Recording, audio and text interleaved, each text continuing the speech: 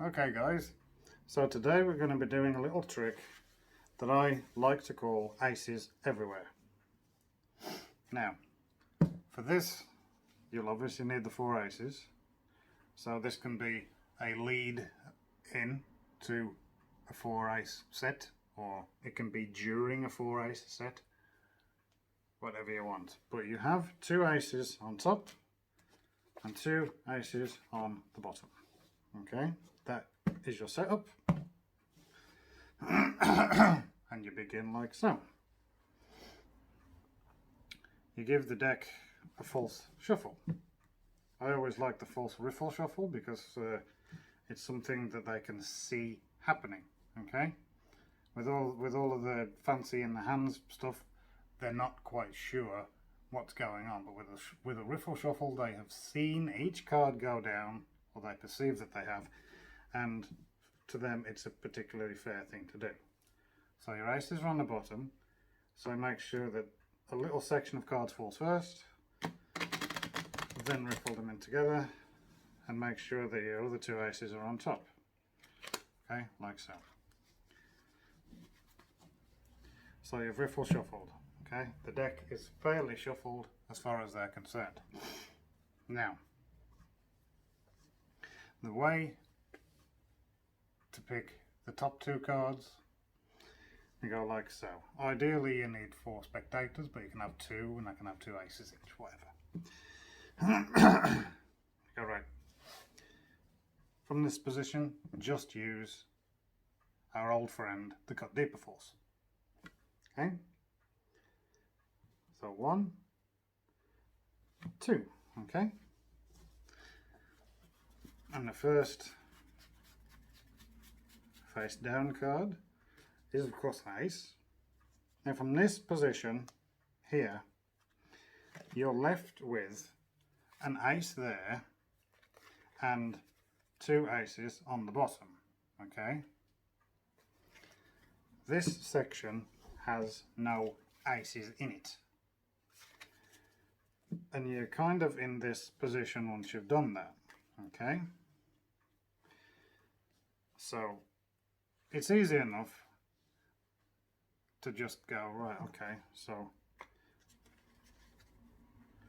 I'll just put them back in there and do another false riffle,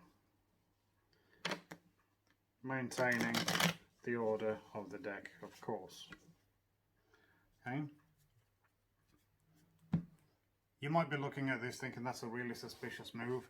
It's not a really suspicious activity because their attention's not on the deck, that's the card. And even if their attention was on the deck, all you're doing is reassembling it and shuffling it. It will fly, just don't draw attention to it yourself, okay? Okay, for the second one, you can do, once again, the slip cut force, excuse me. So, say stop. There, right. Not that one, because I've seen it. It's important that I don't see it. I'll give you those 2. Okay, so this section now has no aces in it. You can do what you like with it. Once again, it's probably just a case of slipping it in there and going, right, okay, so we'll just give that a false shuffle. And of course your 2 aces are on the bottom, yeah. So that spectator now has 2 aces. And there we go to spectator 2. And you say, right, we're going to do something different for you, okay? We're gonna take your selections and we're going to turn them face up. But not on the table. No.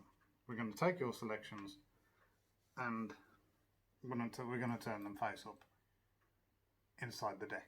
Does that sound good? I'm saying, yeah, of course it does. Yeah, sounds brilliant.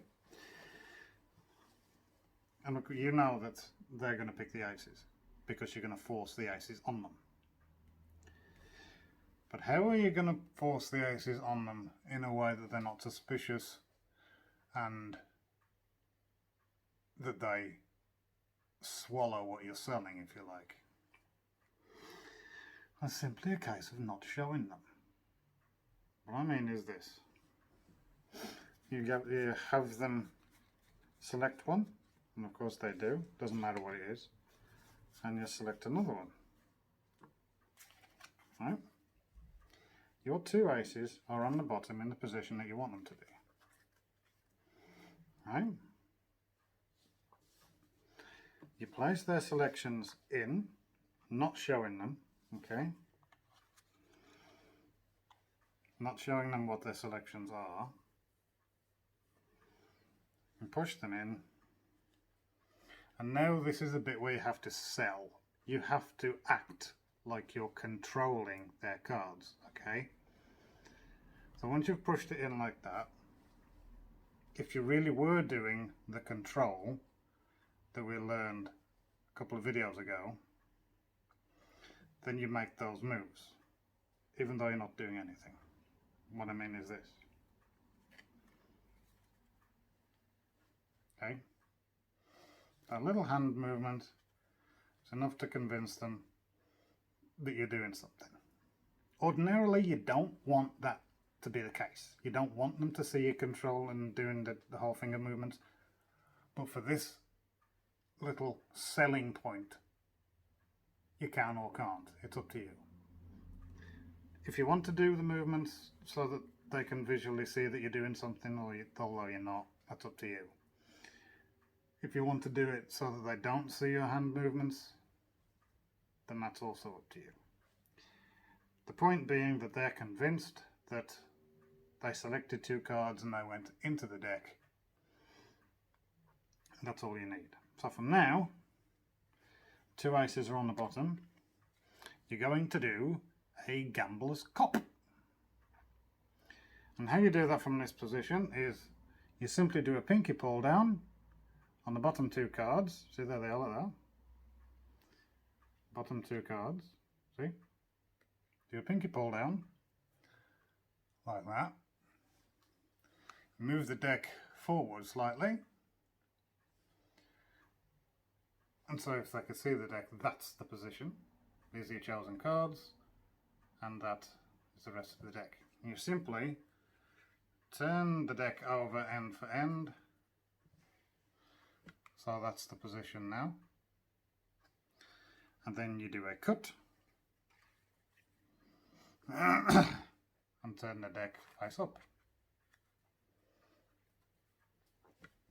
And that has the effect of positioning the aces in the deck